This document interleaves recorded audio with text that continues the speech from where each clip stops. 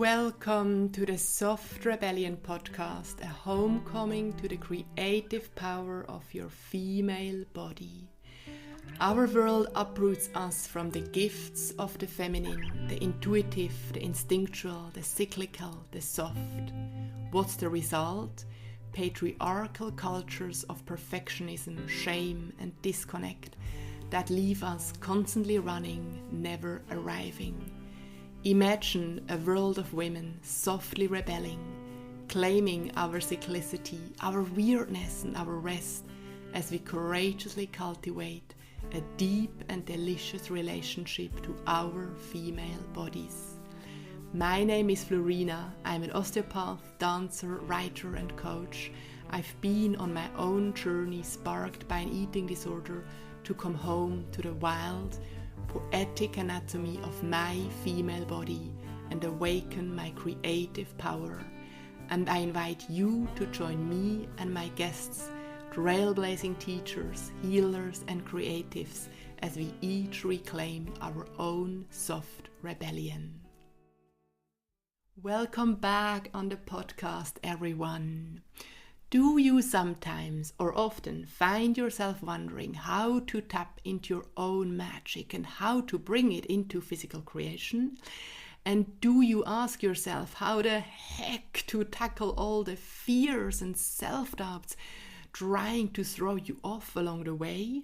I know all these questions so well, and I feel so grateful to have had the opportunity to let the one and only Lisa Lister share her wisdom about it with us today. In this conversation, you will learn that in order to do more, you have to be more of who you are. All magic starts with your body. To source from yourself is an expression of pure self-love, which is nothing else than a deep and delicious relationship to your own body. Today's guest, Lisa Lister, spent a hot minute developing exactly that, coming home into her body, sensing and feeling through all its tastes, colors, and rhythms of the experiences and events life offered her. And the result, well, start reading her book. This woman is pure awesomeness indeed. The Cooler magazine crowned Lisa the defender of female awesomeness. Lisa is a best-selling author, visionary artist, and woman's wellness practitioner. She offers support, space remembrance, spiritual guidance, astrological insight, cyclic maps, and counsel to women who are exploring, navigating, and wanting to heal their relationship with their body, power, sex, creativity, pleasure, and passion. I so enjoyed this conversation, and you can't imagine how re-inspired and encouraged and in my body I felt after chatting to Lisa for this hour. And yeah, I just want to say enjoy, and I'm so happy that you are here with both of us today. Lots of love. Welcome, Lisa Lister, on the podcast. Thank you for having me. I'm so excited, but also just really grateful. And it feels, I thought this morning, it feels indulgent to spend this time with you talking about your creation of self-sorcery and talking about she, which in your words is the creative and primordial, I love that one, power source residing in all of us. And this is what this podcast and also my work is about. And your work, I'm so grateful for all the footsteps of your work. And it's bloody fantastic. And I know that my listener will think probably pretty similar about that. So thank you. Received, and thank you. We're literally all mirrors for each other's creativity, right? So that's all that this is, and so this is gorgeous. So thank you. And this is why it's so important that we all follow our magic, right? Because we are meant to spark in each other. That's exactly the firework which is meant to happen. Exactly, that is it. And Mm-hmm. that's all I ever hope for. When I create anything, whether it's oracle cards or books, it's that it just inspires others to do the same. Talking about oracle cards, you know, the other Oh, beautiful what did you thing, to get? just as a little intro, I feel in these last couple of days, Lisa, I feel especially, I want to say, engaged with self-sorcerer oracle cards, or I feel they have been working through me in a way they never did. I literally pulled this card 10 times in a row, 10 days in a row. Would you believe? Well, and I wouldn't, except I would, because I created them, right? And Exactly. I know that they do And this. that's Like what, other oracle yeah. cards. Other oracle cards are brilliant and gorgeous, yet there's just something about these that means you can't override them. Do you know what I mean? Like, you just want to. There's a lot of times I want to go, not today, not today. Pop it back in, Yes. shuffle again, and then out she pops again. I'm like, really? Are we doing this? And it's almost as if she's talking through us. Like, she's like, no, we have to pay attention. And something like lean back, for instance, you just called lean back. It's a hard one for us as women specifically to lean back, to be like, oh, we have to take a step back. We have to allow our nervous system to step back into its ancestral place and really restore. And that's so tricky because the world, the society that we live in doesn't want that for us. So that's always a one that wants to go straight back in. And then it's like, nah, 10 times. 10 times. Ah, you already opened to wonderful, important. I need to let go of my script. You already opened to wonderful, important windows. One, you said, Lisa, we can't override. We can't override she. I'd like to hear more about that. And the other, this challenge to rest, because I know this voice and you know this voice, and this is a collective voice. We all know this voice. Yes. But it's so important. So the override part. Yes. Yeah, where should we start? The override part. So let's start there. I'd say that we will try because it's our nature. We live in this society that does want us to ultimately do, keep going, be very linear. And we're not that. We're cyclical beings. We're beings that need to, like, yes, do and rest. In order to do more, be more of who we are, there has to be these rest periods. There has to be these nourishment periods. There has to be this restorative periods of time, which are not built into our societal model. Yes. Right? So she will, and anybody that's called to she, to the feminine frequency, to, and again, this isn't a label. For me, it's what I call divine. It's for me, it's bringing back the mama energy, that like beautiful ma frequency that's been lost in so much of the kind of religious text. And it's for us to remember, like, wait, there is this beautiful, nurturing, yummy deliciousness available. And actually, and she's fierce too, like she's super fierce, don't get me wrong. And that's sometimes when that override period, like when you're trying to override things, when we're just trying to keep going, keep doing, keep showing up, she'll be like, I will take you out. I will take you out at the knees because you need to slow down. She will kick our asses. And it's not always comfortable because it's not meant to be. And because for so many of us, we get really good. We get really good at doing. We get really good at following the societal model, right? And so therefore she has to kick our ass. So therefore it has to be quite, sometimes feel very uncomfortable in our body in order for that to land.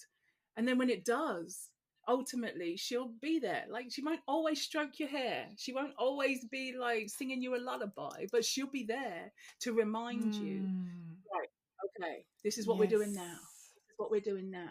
If you let her, if you listen. And she's heard most, I think, through our wombs, through our hearts, through our bellies, you know, and it's just, that's how we how I connect with her, is through my body. And she'll tell me if something's off. I can smell it, I can taste it, I can sense it. But that's taken a hot minute. But the rest bit that you said, you know, it's like, It's not easy. It's Mm-hmm. not easy in a society that does not want you to rest, because if you rest, you're not depleted. If you rest, you're not burned out. If you rest, you know and can hear what your body needs. And so you give it to your body. You satiate yourself. You fill up.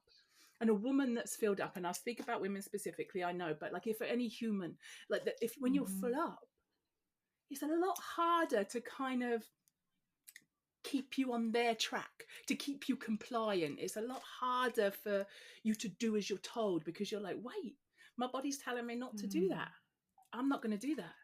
And it's much easier for you as a human to make decisions, to taste your agency and power. But it's much harder for society to kind of control us. And so they like us depleted. They like us worn out. They like us like worn down, so that we'll do as we're told. So it's quite a defiant act to rest. Definitely. Yes. But it's so, it sings to my heart, and at the same time it burns to my heart when you say we need to be more of who we are in order to do more, because, I so agree, and I've studied the body. I'm a dancer, an osteopath, and an anatomist. I know it all, and it's that shearing force between, yes, really dropping back to these literally bloody instincts, and still that I call it the the hangover of our patriarchal society. I can feel that hangover. But it's wonderful to hear you talk about mama energy, and just because you define self-love as, and many people say, oh, now she's also talking about self-love, but it's so raw, right? Self-love is the deep, delicious relationship to your body. Yes. I just sign your description, this definition so much. And maybe tell us a little bit more. You said you work with your body. So how might that look like, Lisa? If you feel I'm about to burn out. A trillion ways. Maybe you don't feel in terms anymore. of my personal self, like it's been through my menstrual cycle, but I'd say through our cyclical nature. Like, so whether that's through a sleep cycle, whether that's through a seasonal cycle, whether that's with the moon, like and that's been my adventure, my discovery process of working with my body, because I was very disconnected. I was very much from the neck up. It was all like head, and this body wasn't, I wasn't really attached to it. I was disconnected from it, right? And so for me, it's been coming in. And so in Self Sorcery, I talk about this call to come in and come down, because so much of us is like to come up, come out, like it's to be outward seen. And actually when we come in and when we come down into our bellies, into our hips, into our, what I call like our cauldron of creativity, this beautiful pelvic bowl, energetically and spiritually, right? Like, so it's physically coming in through the breath, like into my body, so that I can learn to trust that space, because I didn't trust it. I haven't been taught to trust it. So many of us haven't been taught to trust our bodies. Yeah, actually, if we come in through the breath, come down into that space, if we can reconnect with it, like I was talking to her, like in Love Your Lady Landscape, I talk about this conversation that had to start. I had to begin to have with my womb space, because I was like, the doctors were like going to whip it out. That was their words. We're going to whip that out. You don't need it. You can't have children. You can't do this. You can't do that. Take it out. You don't need it. But I was like, there's something going on here. And so I came in and came down, and I started having a conversation with her, and like she had a lot to say, and actually learning to trust that voice over this voice. And of course, there's space for this one. Our mind is so clever. It's good at the editing. It's good at details, right? But the feeling, the sensorial nature of life has to be felt from inwards out, right? Like we can't, there's not any more things to get or track. Like that becoming more of who we are has happened for me by being in my body. If I can be in my body and I can come down, if I can ask my tummy, my belly, my cauldron, like, what are we doing? What's this about? If there's a decision to be made, if there's a if there's a place or space that is looking to be investigated in my life, it's like, what's this about? And trust that versus this one that said, oh, well, that's a bad idea. This one wants to keep you safe, right? This one wants you to do, like, keep you so that, we survive. But down here, it's just so wise. It's our wisdom. It's this part of us that knows. It knows stuff, and it's ancestral. It's like, and like you say, it's in our blood, literally, right? So it carries the wisdom of all the women that have gone before us, whether that's our familial line, whether that's ancestral, whether that's and spiritual, I feel, whether that's like I feel that's maybe what you mean with primordial. So actually, we can kind of reconnect with that in through that knowing that comes from there, and then we become. Because what happens is we reveal more of who we are versus thinking, oh, I have to do this, I have to do that, I have to become, it's like you're not becoming anything. That's not the words, but you know, in terms of, you're not trying to add things to yourself. You're revealing more of who you actually are, like your truest nature. And that's not always comfortable, because that doesn't fit necessarily with the societal stories of what you should be doing as a woman, but as a person, and all of those things, right? So we're in this, you want to feel more of who you are, but then it becomes, well, I don't think it does become riskier, but it's just it can feel risky in the world that we live in to become more of who we are. But what I've found is the more I trust that voice, the more I'm able to come to my own senses, trust my instinctual nature, the easier life has become for me, because there's no masks. Like, I'm not putting anything on anymore. Like, I don't feel like I have to perform. It's just like, if that feels good, I'll do it. If that makes me, and that potentially may seem very selfish to put ourselves first, to kind of choose that. But if I do that, then I am of way more service to the world, if I'm full and satiated and trusting the decisions I'm making, whether that's in concordance with everybody else's versions of what they want for me, is not my concern. Yes. Wow, it's again, you open so many wonderful windows, Lisa. One thing which I really thought about, it made me think about primordial, and right, I was thinking, giving that a voice which had a voice before we actually had the spoken word, right? When we were growing primordial, my life is all about the embryo. When I was growing in utero, that body had a voice. She had such a voice. Yes. Oh, I call that the ocean of beingness. And exactly, can we indulge? That's about mothering, right? That's about, I mean, it all is, isn't it? And water feels like such a nurturing, nourishing, and like you say, we come from it. It makes so much sense. It holds so much of our memory as well. So yes. And the other thing which I would love to now to dive into, because you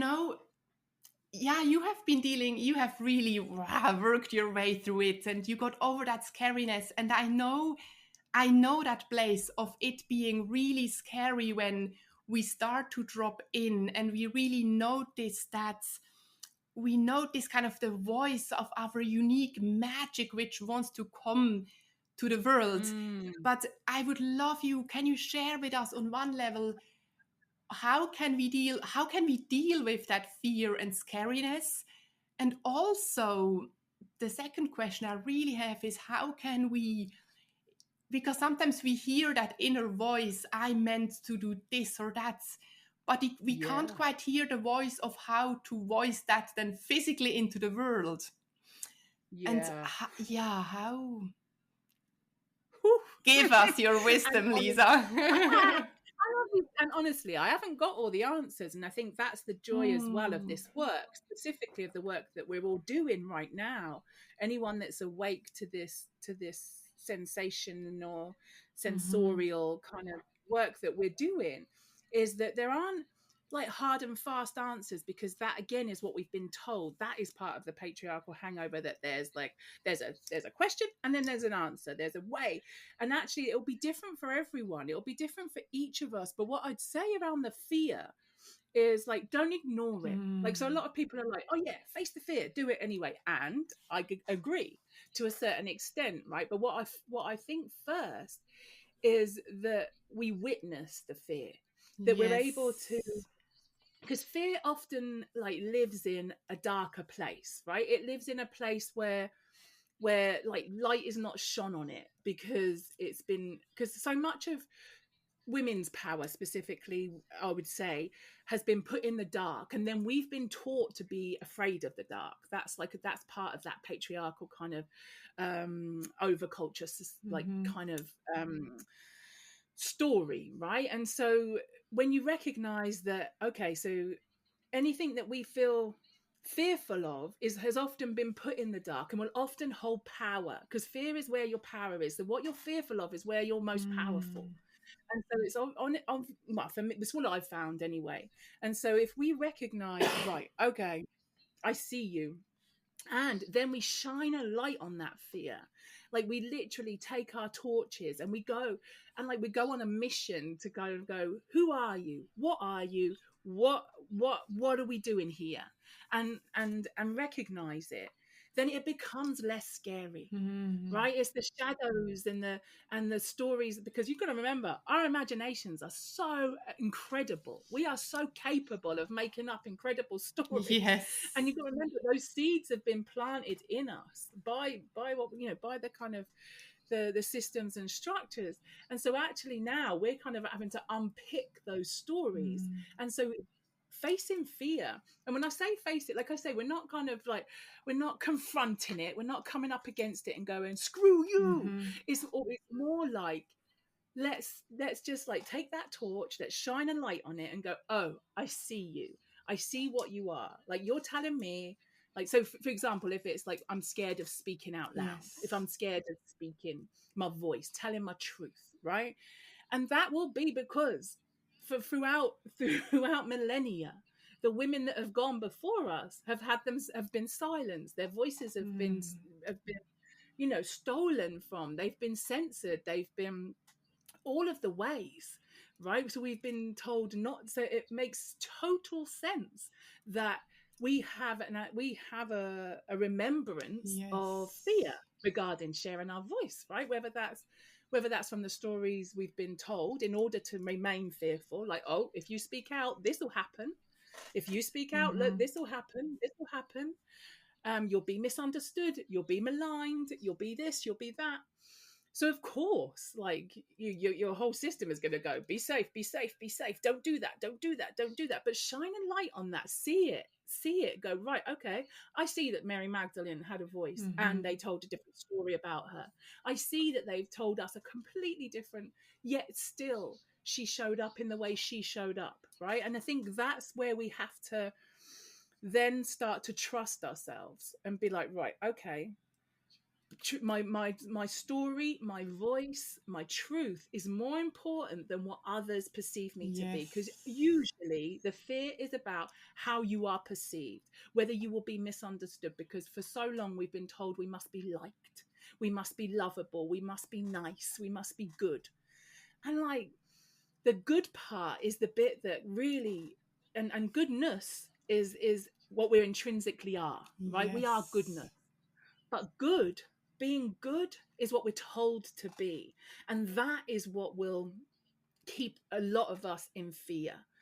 And so I say we shine a light on that, and we also just start to recognize what that looks like for us. And like, that's what I mean is, like, I think the theme will be the same for a lot of us. Like, we've been told to be good, we've been told to be quiet, or speak when you're spoken to, or like be kind, be nice, be likable, which are all, lovely. And if that's not in concordance, with what your heart and truth is right now, if you're angry, if you want to express yourself, if you want to, however you want to be seen, it's like, and so you just tentatively, and for me, it's always been like a toe dip, right? Like, we just have a little toe dip in and see.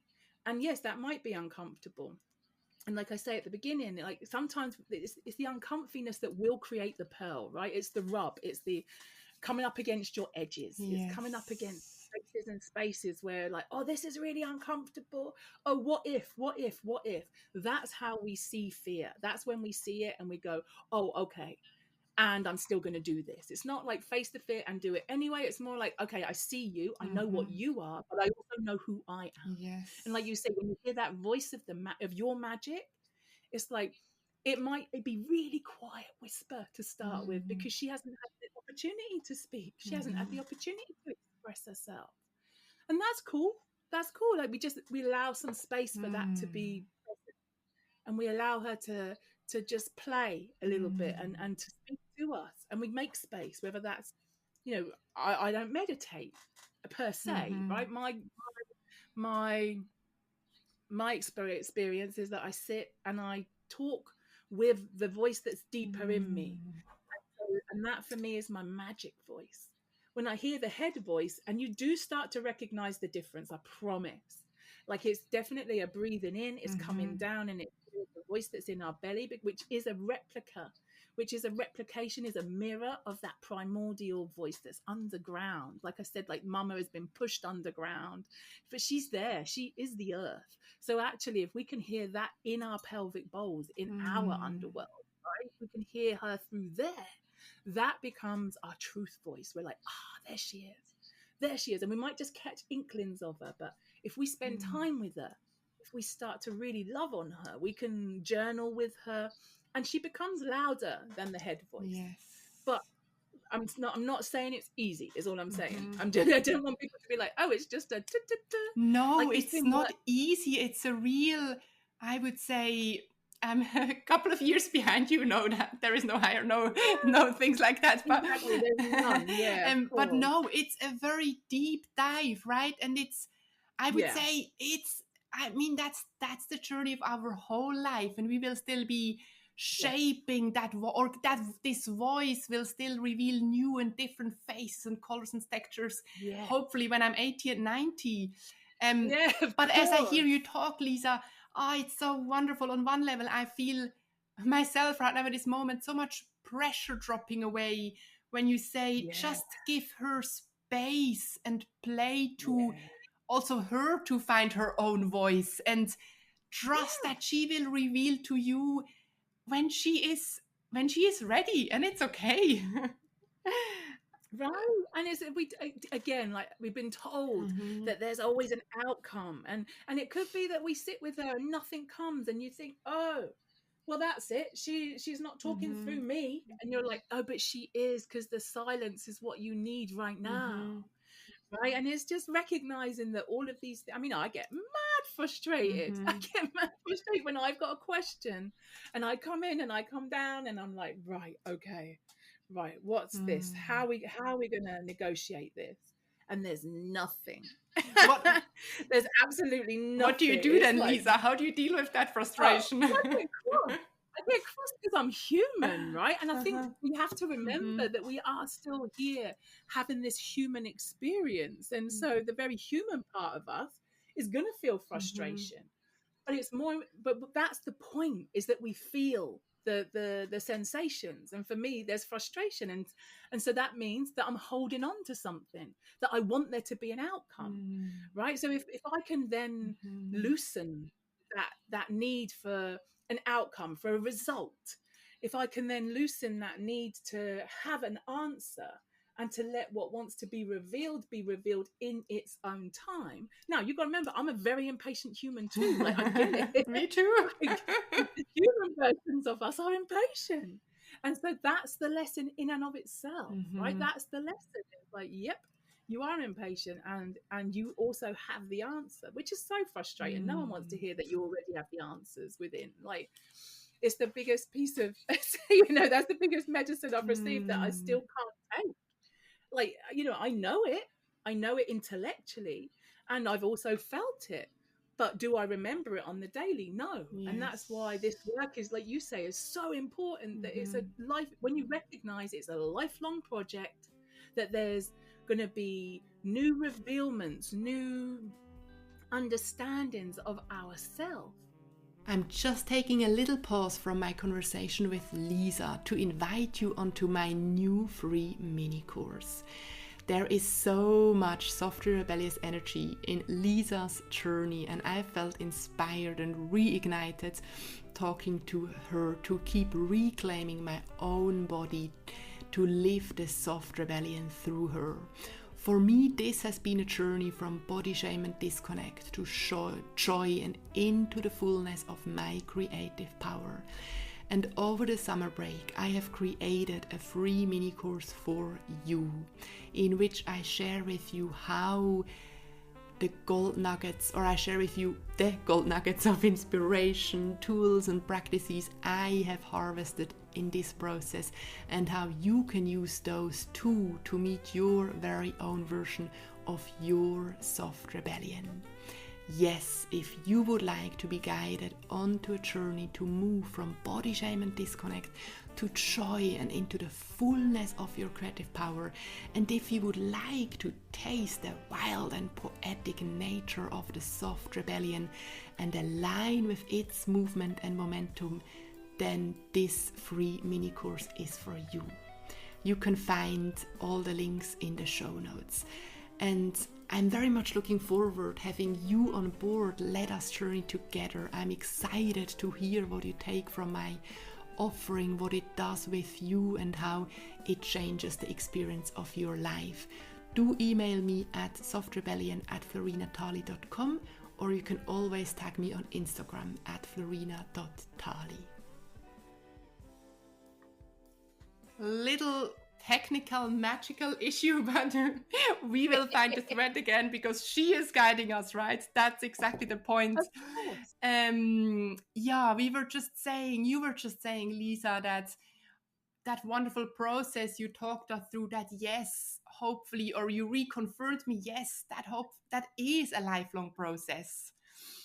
Yes. Yeah, it is a lifelong process. So we have to let go. We have to, and I mean, again, hilarious to tell women to just let go, receive, slow down. All of these things can feel so foreign to our bodies to do, because we're so protective. Like we've been taught to like be, to survive, to do, to show up, to, and that creates like almost an armor of protection around us. And so in order to really allow this kind of feminine frequency to move through us, and like I feel like, you know, when I'm not saying we don't need systems and structures, right? We do, but there's a more kind of feminine way in which we can do that. Yes. There's a much more cyclical nature of creating within the doing. Yes. Like knowing that there's this kind of yang energy that rises up in us that can do, and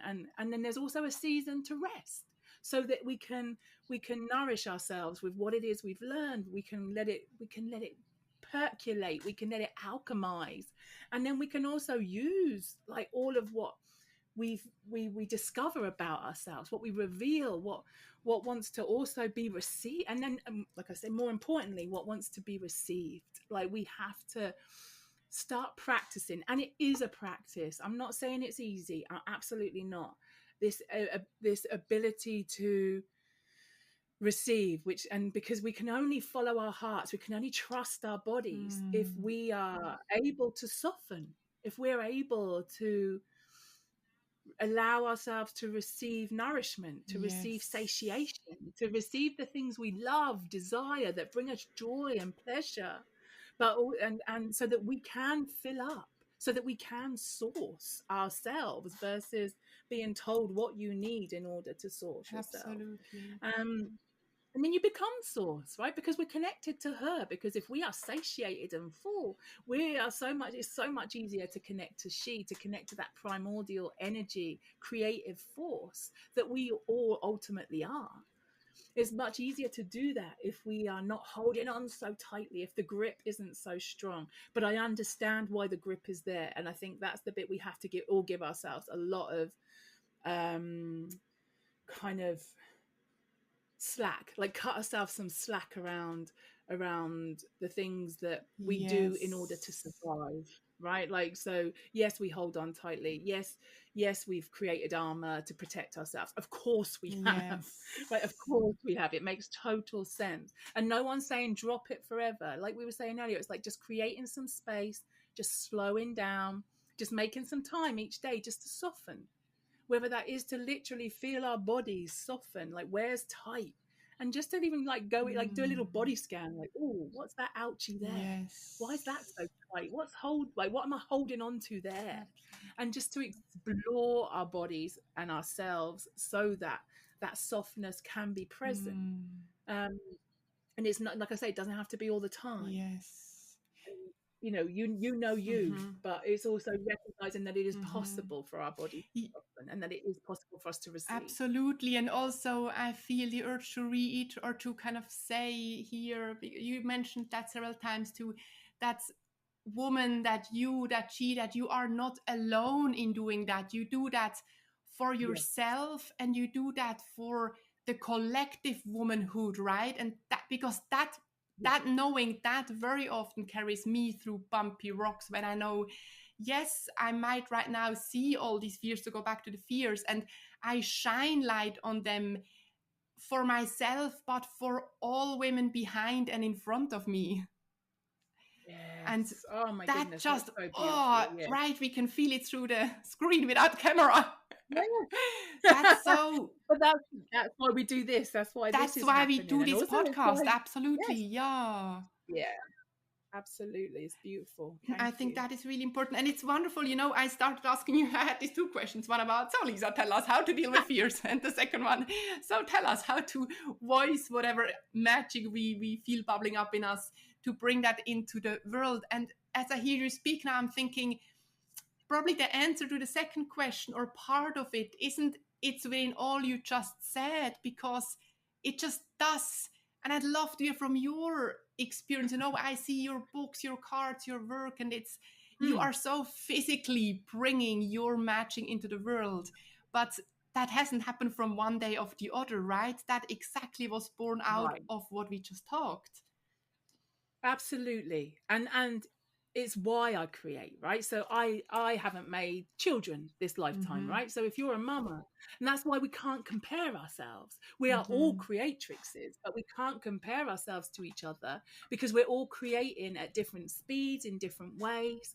And for me, I know, and this is a knowing now.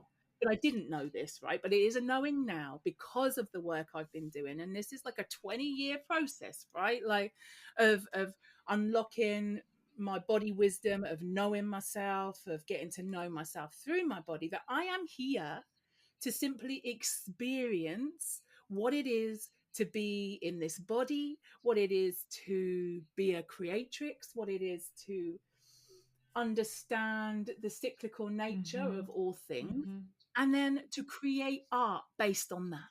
Like to create art that supports other women to remember, that helps other women to reconnect with that, that helps women to reclaim that, and for us to revere it.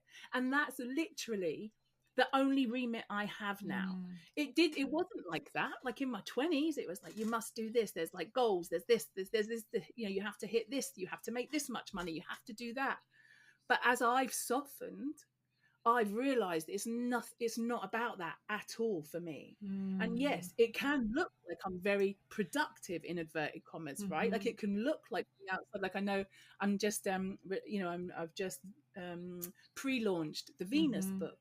Now, it looks like to a lot of people, wow, like she's just, and a lot of people are like, wow, another book. And I'm like, but what else am I here to do? Like I'm here to create. Like that's my magic, and that's my medicine. And so I simply follow my heart. And that's taken a hot minute, by the way. That's not always been the case, but like my body of work is my body, obviously, is felt through my body, and then I share and I create. And if that didn't feel good, I wouldn't do it, right? Like I'd do something else. And so, and I feel like that's true for all of us, is like we've told we have to have a purpose, But what if it's simply the lived experience shared? Oh, Right? love What if that. that? What if it's just that? And for me, it took all of the pressure off. And it took all of the need to be like, oh, okay, so what's my purpose in life? What? Because we're taught, and that's what self-development, that's what self-help, in inverted commas again, tries to teach us, is that we have to become a thing. There's another thing you have to do to be better, to be faster, to be stronger. But what if we're simply slowing all the way down? What if we're feeling our way through, and we're experiencing on a sensorial kind of nature what it is to be a woman, what it is to be a human, what it is to be in a body, and then to share the lived experience. And for that lived experience to be as joyful and pleasurable and as nourishing and satiating as possible, which is what the Venus book is a kind of follow-on from self-sorcery. If self-sorcery is the way, which is what I think it is, it's the way in which we can do that. Venus, the book Venus, the work, the body of work of Venus that I'm creating, is to support us to live the experience, to not feel like we have to keep doing and doing and doing, but to actually like, oh, what would it feel like to let joy be present here for longer, for pleasure to be longer, be available to me for longer. I hear two so important things, Lisa. One, again, that process of journaling. I mean, my journaling every morning starts with the question, dear body, what do you want me to know today? And I feel, I love that. And you self-sorcery, I think body sorcery. But anyway, so I hear two things. On one level, can we, that daily conversation, that dialogue, can we allow then to just crystallize more and more what is really the golden thread of your creatrix and of mine? Because then we can just fully put our power into that. It was so powerful to hear say, that's what I'm gonna do, and that's what I'm doing now. And it's just that, and that decision literally has like opened my heart wide open. It means that I can be soft. It means that I can be softer because I'm not trying to meet other people's expectations all the time, or do what people think, want, need of me. It's like, oh no, I'm here to live and to really live the full experience. And that's not just to say, oh, it's going to be joyful all the time. Of course not. The fully lived experience is to know that dark place. Is to know it so well and to witness what's available to us there. And then also to know that joy and pleasure are available at the same time in our body. So there can be a horror show going on in the world, which for some people there is right now. And to witness that, oh, joy and pleasure can also be present in this body. It's not one or the other. It's not or either. It's this and that, because the fully lived experience is one that's fully felt. And so we have to be able to feel that, like we were saying, the fear, to witness it, like feel it, witness it. No one's saying ignore it or push it aside. That's not going to serve us, because that'll only come and bite us on the arse in some other way, generally through our health, right?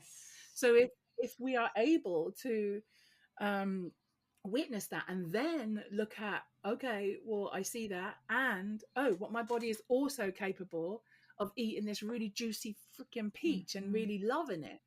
Oh, and it's really, I can laugh, and I can be in conversation with a girlfriend. I can have a conversation on a podcast with a woman I love and that I admire and I trust, like you. It's like so beautiful to be able to witness all of this at the same time, because I'm enjoying the lived experience of being human right now versus trying to be a version of something that someone told me I should be or must be in order to be liked.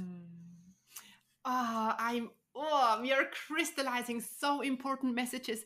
Now you shared how the fear is where the power is, and the more I think now we shed light onto that fear, I think that brings us exactly, I feel that brings me to the power of making that a bit blunt, raw, rough decision of just saying with zero questions, with zero doubt, I do what sings to my heart. I'm very much in that process in the moment of, letting go of the things which don't anymore.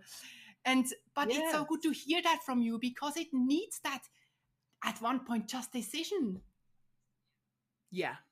And this is the thing, right? Like, so we always, and this isn't comfortable even. I know I've said a few things about this throughout our discussion today, but it's not always comfy to say this, but it's mad responsibility. It's like self-responsibility, and you do get to choose. Like, people are like, oh, I've got no choice. I'm like, but you do. We always have choice. It's just not always that comfortable to admit that, because it's much easier sometimes to do as we're told, right? It's much easier to toe a line, to not rock a boat, to stay safe. And I get all the reasons and the whys as to, why we do that. And there's just something about making a choice, you making the decision and not having that decision or choice made for you, that gives you a lot of power back. It gives you agency. It gives you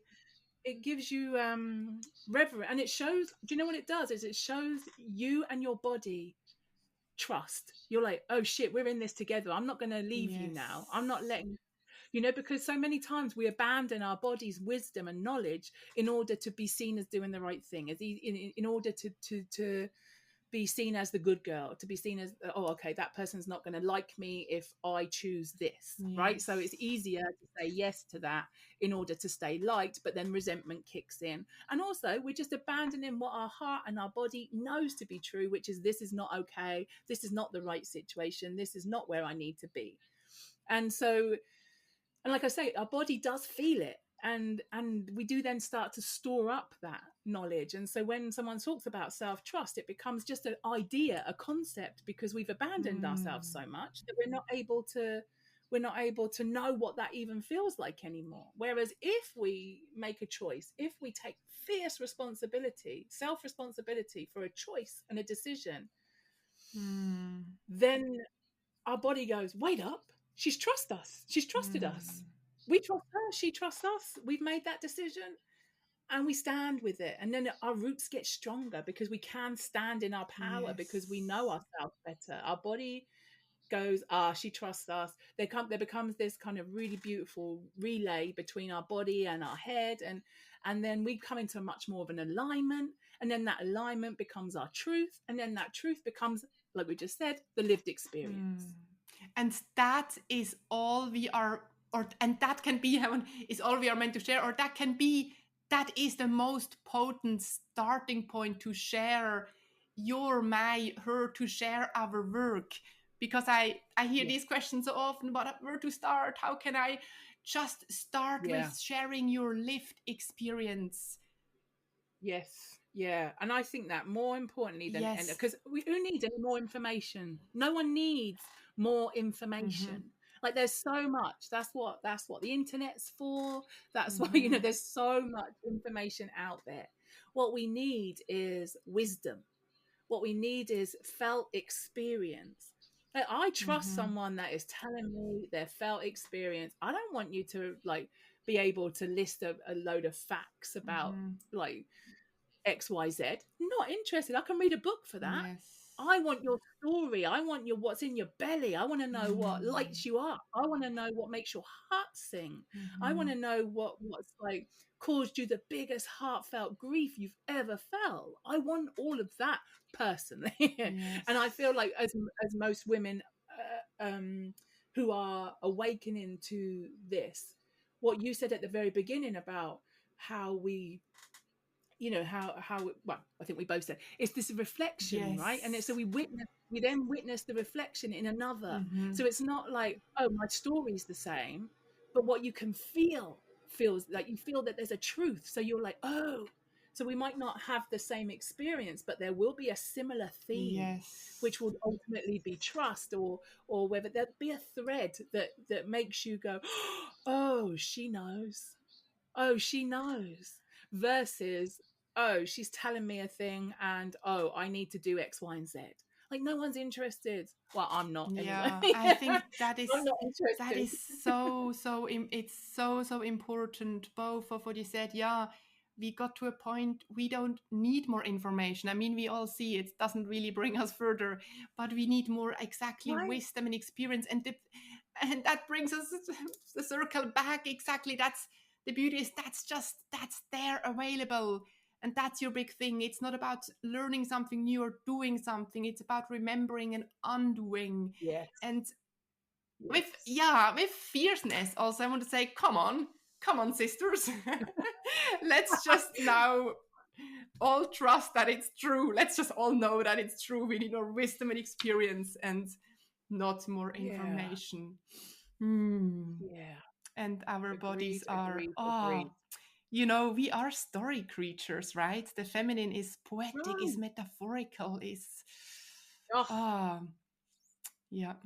if we let it, and we have to let it, we have to let it. We're not Mm-hmm. information carriers. We are wisdom Mm-hmm. weavers, Mm-hmm. right? Like we're here to remember, Mm-hmm. and like through our body, that's such an easier Mm-hmm. task, Mm-hmm. right?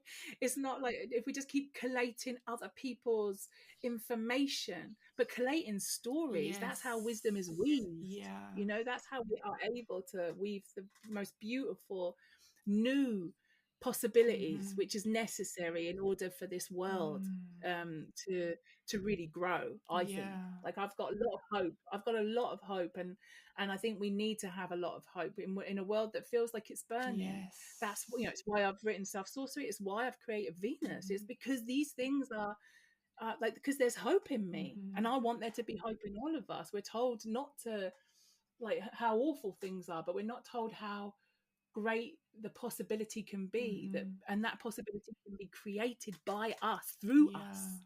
And especially on that breath you are holding for all of us, such a precious and inspiring mirror, right? And I share that also now Oh, for thank any listener who you. thinks, oh, they're talking a bit fairy tale and magic. No, we are not talking Mm. fairy tale and magic. This is real. And just trust. Yes. I really said, yeah, can we trust that process? And I do want to say, do look at Lisa. You, yeah, you have written and journaled with that voice for years and years, and Yeah, you fully dropped into yourself, and you probably lost yourself at times and got confused. And oh absolutely. my gosh, the whole spectrum of it. And but out of it came so precious work for the world. So trust this process. Oh. Oh, well, thank you. And yes, I think Mm, you just said something so beautiful, and it's this full spectrum of being here mm, now. It's like the full spectrum of feelings and experiences. It's not like mm, you don't have to be one thing or another. You don't have to accept a label that someone gives you. You simply get to explore and experience, and that's how I've revealed more of myself. And like you say, the mm, journey will be, you know, and you will have to, the journey will be interesting, mm. in inverted commas. It Yes. will be interesting. You will sometimes have to create a path where there isn't one, Mm, but you can also then lean in. That's why I'm so interested in the cyclical work of, like, yeah. and the Venus cycle specifically for women Mm-hmm. is beautiful, because we are then able to see this beautiful 19-month Yeah. cycle that is available Mm, to us, that takes us on a very feminine energy. Like, it's the solar feminine. So mm-hmm. there's fire, of course there is, and there's darkness. Mm-hmm. Like, we have to sit in the dark while Venus is in the underworld. There's a period in the cycle which is, like, not comfortable, because it's not meant to be. And then there's this beautiful ascension, there's this beautiful rising moment, because we've been in the dark, and it's just glorious. There's options. And I Mm, think that's what I mean about the full spectrum of recognition, that we can, like, when it is dark, if we do have systems and structures that can serve us, these beautiful cycles, versus this kind of 9 to 5, like, keep pumping out linear, yeah. goal orientated kind of ethic, Yeah.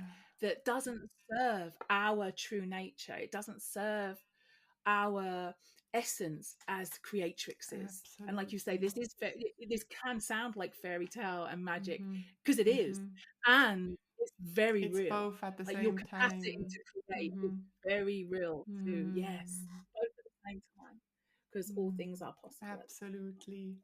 Ah, it's wonderful to talk. You said spectrum of spectrum of beingness and ocean of beingness. Yeah.